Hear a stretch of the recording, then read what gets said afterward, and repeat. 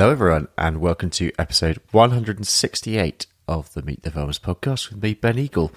Today's episode was recorded a couple of weeks back on the farm that I've been living and working on for much of this summer, and I've been learning about the approach that today's guest has when it comes to enterprise stacking, grass-fed livestock farming and direct marketing. Ollie White is the farmer that I'm talking about, and the farm is a Somerset County Council farm in South Somerset, just outside Ilminster. Ollie is Somerset born and bred and a fourth generation farmer. He grew up on his family's dairy farm, but the cows and much of the land and buildings were sold off when Ollie was still quite young. However, he was determined to get into farming and eventually took on his current tenancy in 2014. However, he founded his business, Farm to Fork, a few years before this and now has multiple livestock enterprises selling beef, lamb, chickens, turkeys and geese through his farm shop and online. He's a Nuffield scholar and by training an agricultural engineer. This business has multiple layers to it, but I started by asking Ollie to tell me the context behind him getting into farming and eventually taking on his current farm. To answer that, I need to go back to the beginning, really, and that is back when I was working as a project manager for Heritage Gardens, and I had an opportunity to take on the remaining 22 acres of my family farm. I'd kind of always wanted to go into farming, but with my parents having sold the dairy farm, or sold the cows at least in the early 90s, that opportunity wasn't there. And when these 22 acres came up, I really wanted to do something with them, but had a full-time job. And my approach or my solution to that challenge was to go onto Amazon and buy a load of books under the search term, I think, low input farming systems. And I think I must have ordered half a dozen and kind of quickly flicked through them, and none of, at least 5 out of the 6 didn't grab my attention at all, but one of them did, and it was a book called You Can Farm by Joel Salatin. And in this book he kind of shows through his own successes how you can make a small farm work, and the basic ethos was to adopt a model of direct retailing, to build, we're talking about livestock farming here predominantly, to build a system that's grass-centred and to stack enterprises. And that's exactly what I did when I started on these 22 acres. I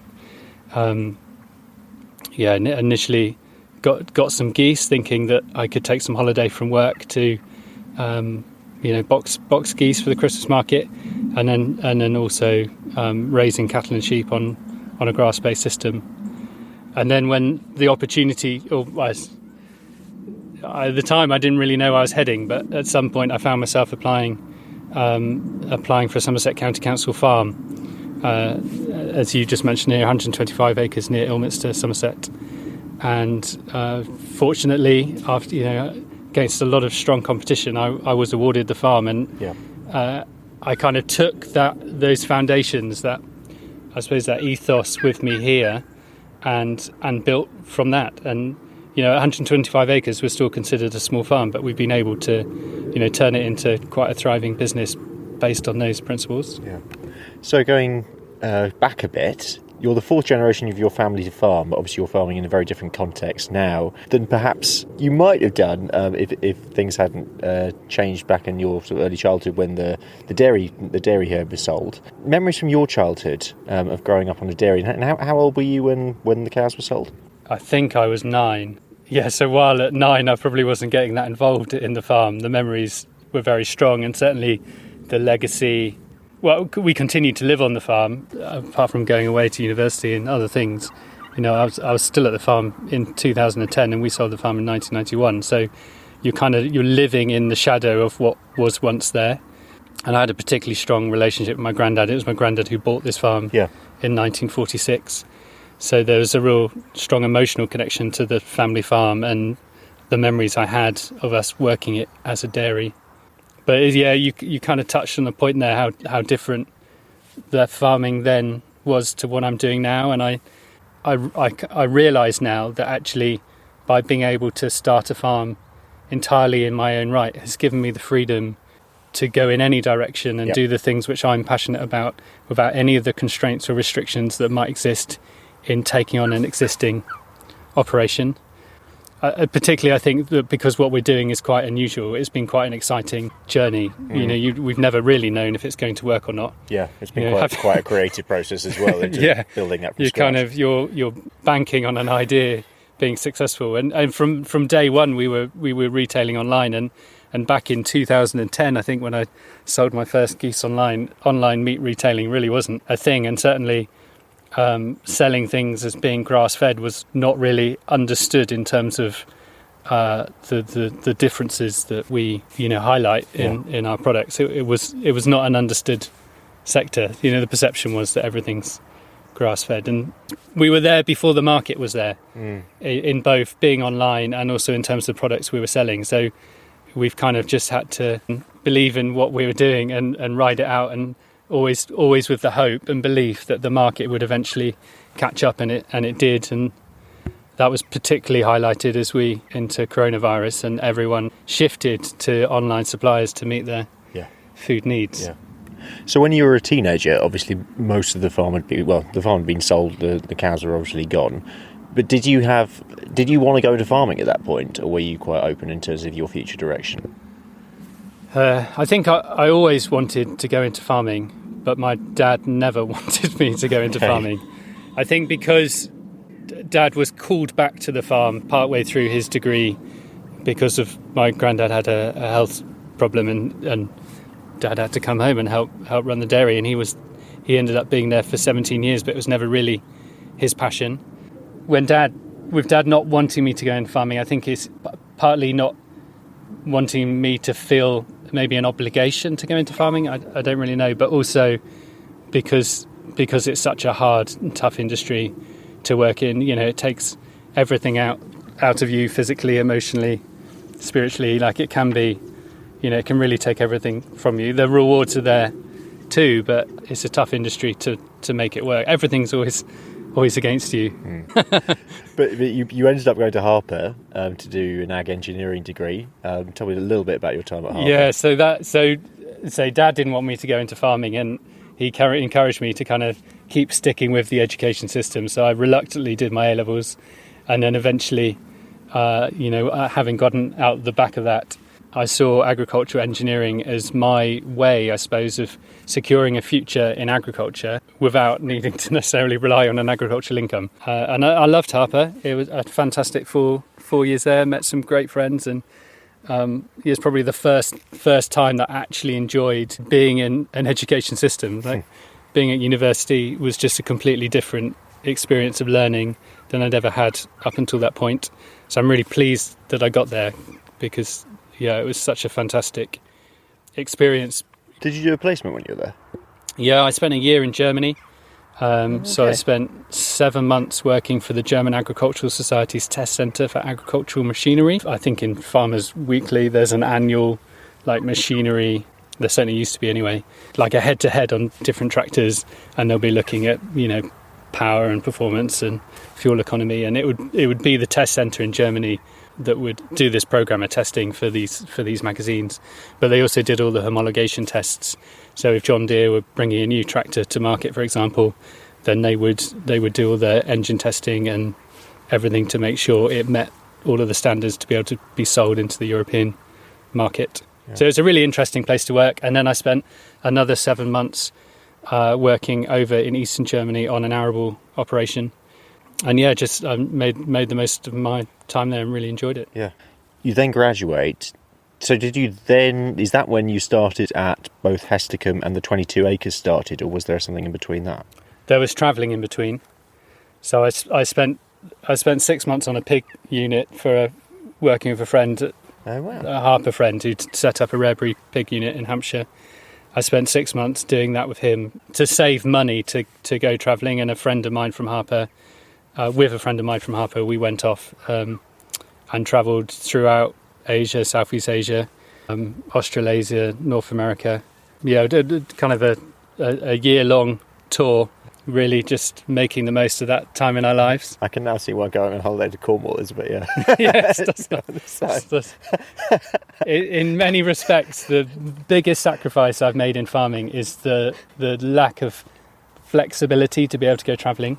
Like, for me, it's the one thing that I crave to do. That's your thing. More of. Yeah. I just really loved that period of time in my life and had so many amazing experiences. But being a livestock farmer now, it's so hard to get away. And not only that, with us direct retailing, we've created a complex business model that, requires me to always be here. It's hard to get away. It's an aspiration to be able to get that back into my life. Yeah, I mean, as we'll talk a little bit later, it's not just you on the farm, and you've created quite an intriguing model for bringing other people onto the farm.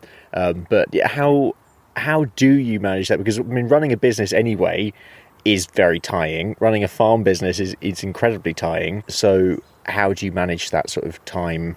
Well, it's been a journey. When I moved to this farm in 2014, I literally came here on my own. Yeah. I was in another relationship at the time, and that all split at that juncture. So I came in alone, I took over a bankrupt farm, took on a bankrupt farm, and had 14 kilometres of fencing for one. Wow. to do, before I could really get going. And at the time, I was still working part-time at Hesticombe, which was my job up until that point. And it was at the time of taking on the farm that I dropped to, I think it was 3 or 4 days a week. So my life was 7 days a week, just trying to get this farm off the ground, but needing that off-farm income to help with the cash flow.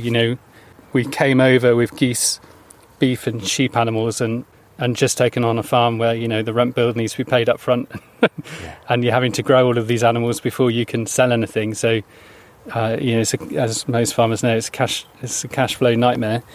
So the only, at the beginning, the only way, just doing everything on my own, and you'd get random people to come in and help every now and again. But the opportunity to bring others into the farm didn't really happen until I was able to give up that off-farm job, because I needed to be here to be able to manage the other individuals on the farm. And so one of the first milestones really was to step away from that job, and to go full throttle into the farm. And it really was like that. When you're walking away from a monthly salary, in your mind you're very conscious that you need to quickly replace that. Mm-hmm. And so your mindset is very different when all of a sudden your whole survival, you're completely on you to earn that income from the farm. Yeah. Tell us briefly about Hesticombe and your role there and that sort of time, that period of your life. After travelling, I came back having asked myself those testing live questions as what did I really want to do for the foreseeable future. I suppose concluded, or was maybe more aware at that point than I was before I did my degree, that a lot of the more interesting agricultural engineering was happening predominantly in mainland Europe and North America, and if in the UK in more industrial cities. Having done my time in Germany, loved it but couldn't see myself living there, and I kind of came to the conclusion actually I wanted to live in the southwest where my family were, and it was a lovely part of England to be. And so I kind of drew a line really under the idea that maybe I'd go off and have a career in engineering. I felt that Somerset had a stronger calling than a career in engineering. My dad runs Hesticombe Gardens, so I took on just a temporary job there while I was trying to find a job, my career, my post-travelling career.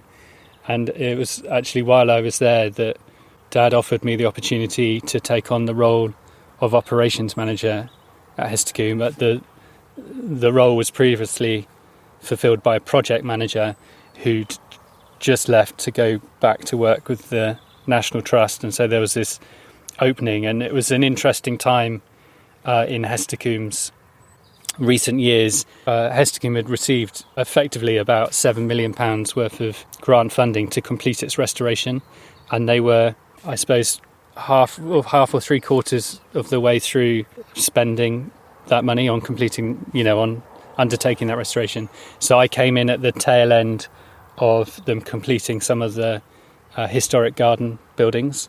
As the operations manager, there was a project management element to my role. And so it was an interesting period to be there, to be able to be part of that kind of restoration journey and some of those key projects. And having, after we completed the key buildings within the gardens, another grant then led us to the restoration of the 17th century watermill, which particularly interested me with my engineering interests. Yeah. And so I really enjoyed that project and bringing the mill back to life. And then I stayed at Hestercombe for, I think it was 10 or 12 years in the end. Had a fantastic time there, learnt loads, and I think it's fair to say that many of those experiences at Hestercombe have fed into my farming journey. I talk about how we direct retail now. Well, definitely my time, I suppose, in contact with the public at Hestercombe as a public attraction, I suppose, gave me the confidence and knowledge to pursue that route. Like I saw the opportunity to engage the public in what we're doing and what that could bring commercially to the business. And I went along last weekend, and honestly, listeners, if you happen to be in Somerset for whatever reason, make sure you put it on your list, because it's well worth the visit. Jumping back a bit, and I realise that it was part of the story, we're jumping to and fro a bit. 2011 was when you founded the Farm to Fork brand. Talk me through the thinking behind that sort of brand identity. Okay. Yeah, it's a good question. Here I am at the time farming 22 acres, knowing that I don't really have a future here. Ultimately, the family farm will get sold. My parents no longer live there. I was kind of using the last bit of time, so to speak, to do some farming there. No, I think that the point I'm making is knowing that my future was never going to be at that one location. I wanted to launch a brand or create a brand which was transferable, knowing that my next opportunity is likely to be a tenanted one, and that anything I build now needs to be able to move to that next tenanted opportunity. Whereas so many businesses use the farm name maybe as their brand name. That wasn't the right opportunity for us, and it was just pure luck through searching for various different, I suppose, generic terms that would fulfil our objectives. I found that Farm to Fork was available, and there was no other iteration of Farm to Fork or Field to Fork or Gate to Plate or anything else that was available, but this one was, and it was a .co.uk, so it was it was a reasonably good one, and I grabbed it, and that definitely set the trajectory then, because it immediately put pressure on me to broaden my product range. Anyone landing on Farm to Fork doesn't want to just find one product. Absolutely. So it's kind of it's been a self-fulfilling prophecy, but it's been a strong brand name. It's easy for customers to remember. So the tenancy here, Greenway Farm, just on the outskirts of Ilminster, Somerset County Council farm. Do you remember the moment when you first sort of spotted it, when you first heard about it? And were you you must have been looking at other places as well at the same time, other opportunities? We had applied for some Devon County Council farms that had come up just before, and there became a point in time that I just started looking.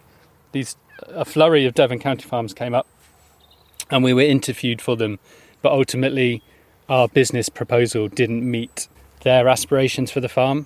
They had other ideas than what we were proposing, and we didn't get that farm, and that in many respects was a blessing, because these farms were just that bit too far away for me to be able to continue working at Hestercombe, which was an essential financial lifeline for me to make that step over to farming. And so as those opportunities passed, almost immediately afterwards, Somerset County Council offered up this farm, and I just happened to see an advert in the local paper, and we went for it, and the location was perfect within 30 minutes of where I was living at the time. It was a ring-fenced farm. It was a livestock farm. They didn't want to let it as a dairy unit again, and the landlord was very interested in our proposition. They were wanting the prospective tenants to be thinking out of the box and coming to them with ideas as to how they could make the small farm work. And they really bought into our Farm to Fork ethos and our approach to how we manage the farm here. So you did a Nuffield about pasture-fed and grass-fed livestock farming. When was your Nuffield, and why did you want to do it? It was 2015. suppose I probably wanted to do it for two reasons. One was that my grandfather happened to be one of the very first Nuffield scholars. He did his scholarship, I think it was in 1946. So he really was, I think, maybe the second year of the Nuffield Scholarship having been launched. And for my granddad, it was always one of his proudest achievements. He loved to introduce himself as a farmer and a Nuffield scholar. And I'd always, as a child growing up, I was always aware of his Nuffield scholarship sitting on the shelves and, the story of what he studied. And so when my time came and here I was having just taken on a new farm, I had a Nuffield scholar reach out to me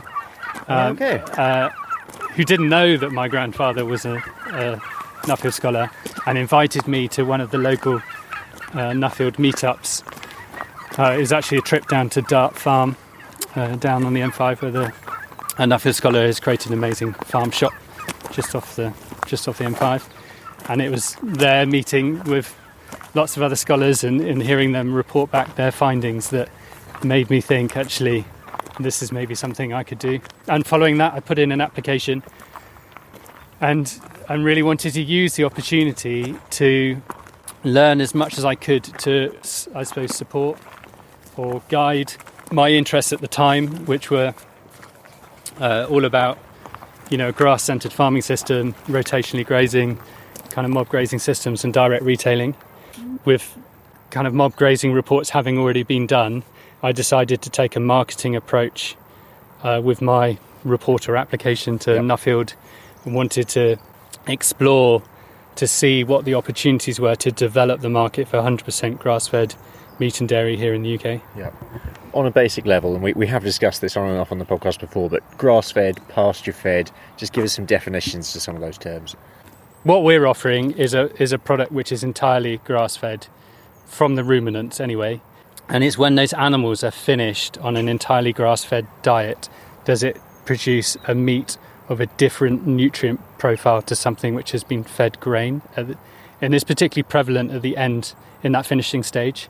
So, for example, the fatty acid balance between omega-3 and omega-6 is much more balanced and better for its omega-3 ratio, the healthier fats that you would see in salmon and linseed oil. So that, for one, would be one of the benefits of grass-fed. You've already mentioned the influence of Joel Salatin. You spent a lot of time in the States on your Nuffield, and you also went to Tasmania. Tell us about the thinking behind those choices and the key visits that you probably took most from in terms of where you went afterwards. So the reasoning for going to the States and Tasmania were twofold. One is both of those countries had established grass-fed certified markets. And at the time, nothing like that existed in the UK. The PFLA hadn't been founded. There was no pasture for life certification or Greener World grass-fed. So I was interested to see how, in those countries, how the market had grown to the point that it was a labelled certified product in the supermarket shelves. And secondly, my reading of Joel Salatin led me on a journey of, I suppose, knowledge discovery, and through reading his book it pointed me to other people, be it Alan Savory with Holistic Management, Greg Judy, Gabe Brown, Richard Perkins, just to name a few. Like it set me on a journey to learn more about this type of farming and the opportunities that came from grass-fed enterprises. I did a lot of my travelling in North America, and I say that's because that's where so much of my influences were, that I wanted to see those operations and how they were succeeding and what opportunities there may be to bring back to the UK. So I was fortunate to go and see Joel Salatin in Virginia. Cutting quite a bit out of the story here, but your learning points for your Nuffield in terms of what you... Both, I suppose, because every Nuffield scholar writes a set of recommendations at the end of their report.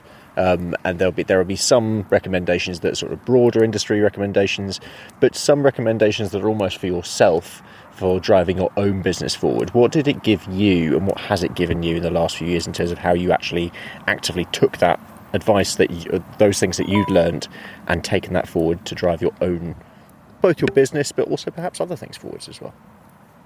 Well, I think firstly, I should say that seeing how the market was growing in both the States and in Tasmania, largely driven by a consumer base that was disenchanted by the direction of more intensive agricultural practices, that the grass-fed almost became that antithesis, that go-to safe space for consumers that didn't trust the food system.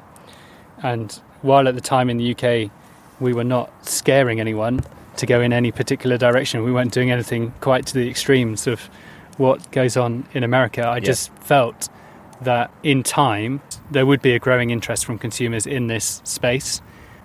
So you've already mentioned you have an enterprise sort of stacking approach to growing the business, which invariably means that on the ground, on the farm, there's quite a lot of practical tasks day to day that obviously take up quite a bit of time, but also there's that age old, isn't there, which lots of farmers have. Certainly if you're selling direct, or you have a farm shop, or you have multiple other diversifications, your time is finite, but it's also pulled in multiple different directions. You mentioned also that decision to move away from your full-time job, from your work outside of the farm.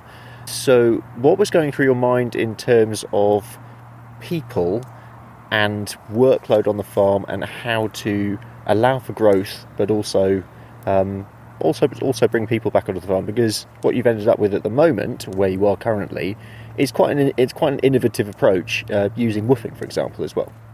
Yeah, so when I took on the farm in 2014, you soon realise how much of an isolating experience it can be, farming.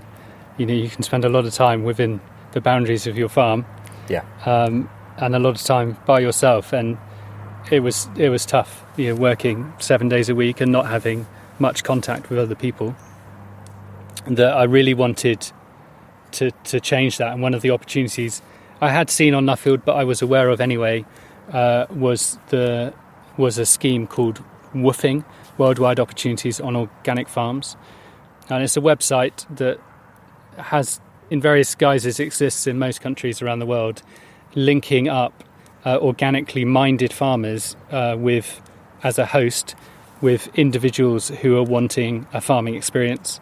And that farming experience, you know, maybe they're just coming because it's a travel experience, they're wanting to better their English language skills, or for many, they're really wanting to learn more about farming, because either they, you know, want one day a future in farming, or they've got ideas for creating a small holding of their own.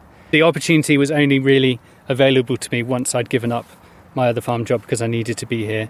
Once I'd made that switch, we then went full bore with advertising our farm as being a host for woofers, which is what they're colloquially known as. And it has been transformational. When I started, we had the beef, the sheep and the geese. And at that time, this is pre-Nuffield, we were selling boxed beef and boxed lamb and then geese for Christmas. Retailing was sporadic at best, and then had a real Christmas focus. Post-Nuffield, which is when we started to introduce woofers to the farm, at that time, we just relaunched a website selling all of our meat by the cut. So our retail model was getting more complex, but also of more interest to the consumer. And then through engaging woofers, we were then able to quickly launch a poultry enterprise styled off of Joel Sarlaton's kind of mobile pastured poultry systems. Yep. So woofing is a volunteering program where in exchange for board and keep, or, you know, a place to stay, volunteers will come and do a certain amount of work on the farm. We have, in many respects, been able to design our farm operations around a volunteer workforce. That is a bit chicken and egg, because I was wanting to develop these type of systems, but they happen to work really well or easily undertaken by volunteers. Yeah. So we're not particularly mechanised. You know, it's not a dangerous place to be. Yeah. They're jobs that you can kind of quickly learn, but you have that close contact with the animals. That it's for volunteers that haven't had much experience with livestock. It's a great way for them to experience working with them in a safe way. But the systems that we've created are quite labour intensive, and it's that volunteering model that we've adopted has enabled us not only to launch these enterprises, grow the breadth of enterprises, grow the enterprises themselves, but it is through having these extra pairs of hands help us fulfil that dream, I suppose. And you have a full-time member of staff as well. So we have a full-time member of staff. That person came after the woofers. She was in fact an ex-woofer. So we started with woofers, and then as time went on and the business grew in complexity, and my pull was in ever more directions, I reached a point where, and it was a massive step for me, but to bring someone else into the farm full-time. And that has then propelled us forward again. So these big scary steps, have paid back. And so now Maria, my employee, she will work with the woofers every day, undertaking all the daily livestock chores while also working with the woofers to fulfil the daily meat orders. So that becomes our core team. Yeah. So rather intriguingly, on the farm, and I should say we're currently just wandering over to the chicken field where they are currently. The chickens and the turkeys, they both stay out at night, and Ollie, you have 2 guardian dogs, which not all of our listeners will probably have heard about. Tell us about Nala and Lula. Yeah, so they're an ancient breed of dog that were bred in Italy and France, they were bred to protect sheep flocks from wolves. So our breed is a breed called a Maremma. I believe it's about 2,000 years old as a breed. You can see they want to be on the podcast as well. Yeah. In fine voice. And I learnt about these dogs again during my Nuffield while visiting farms in the States, and visiting a lot of these farms that were direct retailing and stacking enterprises. A lot of these farms had poultries, and they were using dogs like mine, not just the Maremma. There are several livestock guardian dog breeds, but the Maremma was one of the dogs I saw in the States to guard their poultry, which was something. I don't think at that point I'd ever really heard about livestock guardian dogs, and certainly not the idea that you could use livestock guardian dogs to protect poultry. Yeah. They are a sheep breed by nature. But I think it was farmers in North America that started to use them to protect their poultry flocks. There's also a famous story in Australia of a farmer using his Maremma dogs to protect a very rare species of penguins from fox attacks on this island in Australia. Anyway, having seen this in America and having faced our own difficulties free-ranging poultry in the UK, with foxes and badgers soon learning that we're a local food source. While the birds were penned in, they're still getting attacked. The foxes were still trying to get into the houses, and sometimes they were grabbing various limbs and killing chickens. It wasn't nice. It was stressing out the birds, and we would go around. We had to really go around shooting the foxes to try and get rid of that problem. That once a fox knows that there's chicken for dinner, they'll keep coming back every night. Yep. But what I soon realised through shooting foxes is that you might solve the problem for a couple of weeks, but ultimately that void gets filled by another fox and the problem starts over. And as we grew our poultry business, the problem just became more prevalent. Okay. And so I always wanted to get livestock guardian dogs, but I couldn't find any in the UK. No one was breeding them as working dogs. And then I think it just so happened one day I was kind of telling this story to one of our woofers around the dinner table, saying how you just can't get hold of them. I'd love to do it one day, da da da. And I just happened to go on to one of these websites advertising puppies for sale, and lo and behold, wow. a litter of working pedigree Maremmas came up. It's like, oh my god. And so that's how we ended up with Nala and Lula. You've designed a business model here that in some ways sits outside the framework of many sort of conventional farm models, How resilient do you feel in the current climate based on all the challenges that we face in farming generally? Well, we've completely extricated ourselves from the commodity markets. Everything we produce here on the farm is being sold direct to the consumer. And if you look at retail price trends, generally speaking, retail prices don't change. They rarely go down and only go up. And it's the commodity prices which see such variability. So more by pricing for retail, we're at a much more stable end of the market. So there's that point. We have that kind of financial resilience. The second component is that with everything changing in agricultural policy, of us exiting, well, we have exited from Europe, but with the new agricultural policies coming to the fore, and as our trade opens up with new agreements from around the world, I always felt that this more premium end of the market would be more resilient than, say, being a low-cost producer with the risk of more competition coming in for low-cost products from abroad. Yep. That this particular space, not only will I be able to access any of the green subsidies that come from elms, we can readily integrate a lot of those things and are already within the farm. At the higher end of the market, I think that sector is more stable from competition. So what are your challenges as a business right now? Cost of living is certainly a worry for me. In the last recession, the organic sector did take a squeeze. My hope is that in this recession, the organic market is more established, the belief structure behind it is more resolute. There's been consistent growth in the organic sector in recent years, and massively so during COVID. And a lot of that growth is coming from millennials. Yep. So it's the next generation of today, the next generation of informed consumers that want to support systems which they believe in, which are going to help secure their future.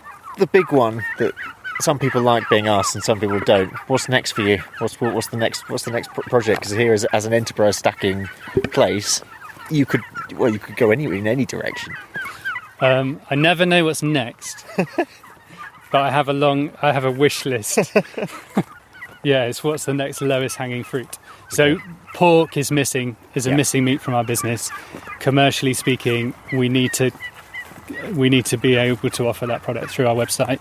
It would be hard to introduce a pork enterprise on our existing land base without taking away from something else. Yeah.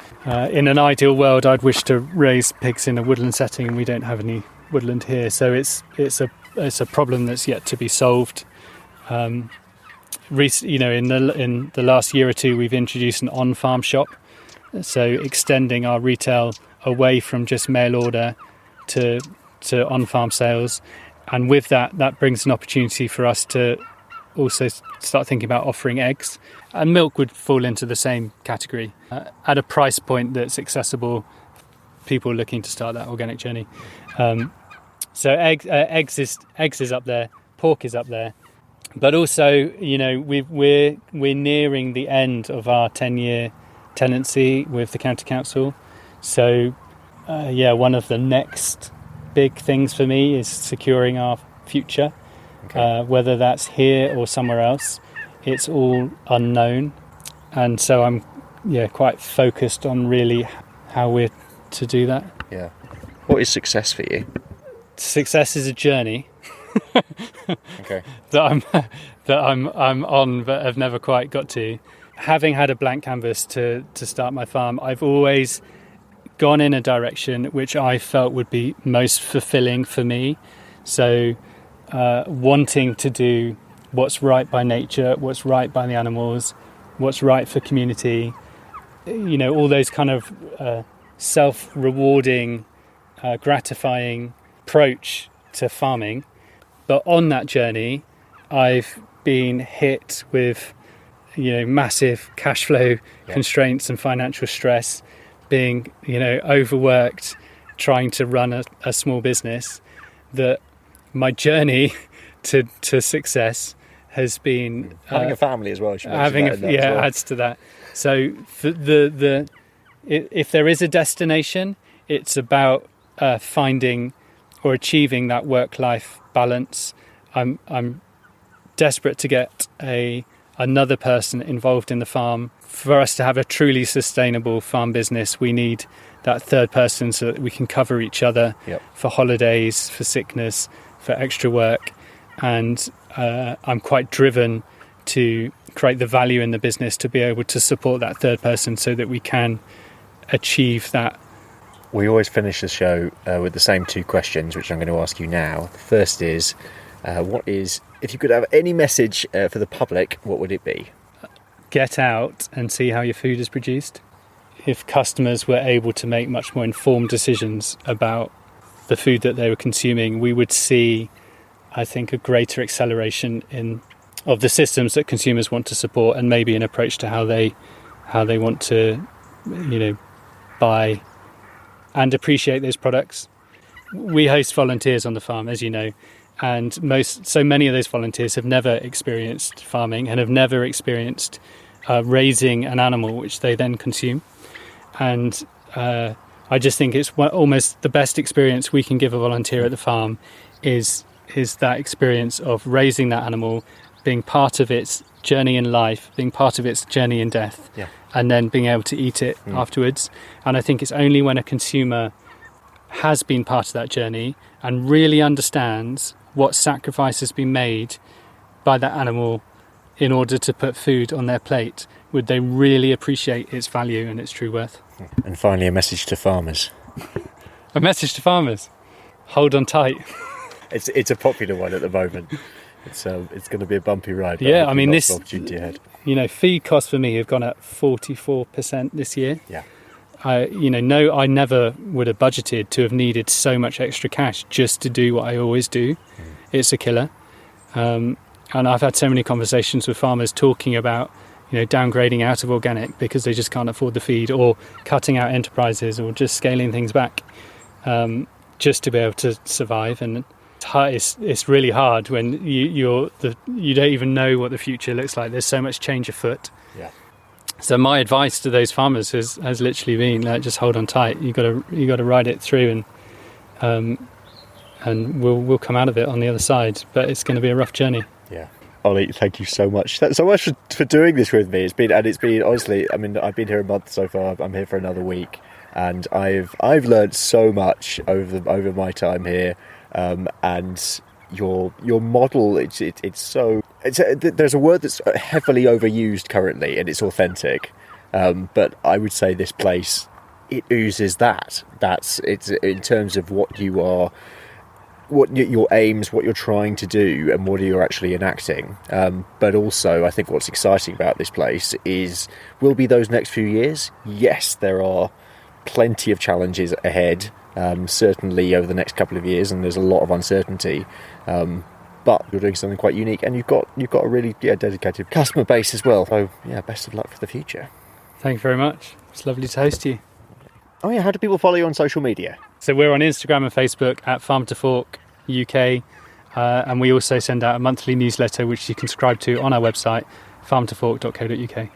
Thank you very much for listening. Please do subscribe to the show on whatever podcast platform you're using, and share it on social media and tag us in. On our sister podcast, Rural Business Focus, this week I'm joined by Katie Bateman, and we're talking equine and virtual events. So that'll be interesting. You can find that podcast and subscribe to it wherever you're listening to this one.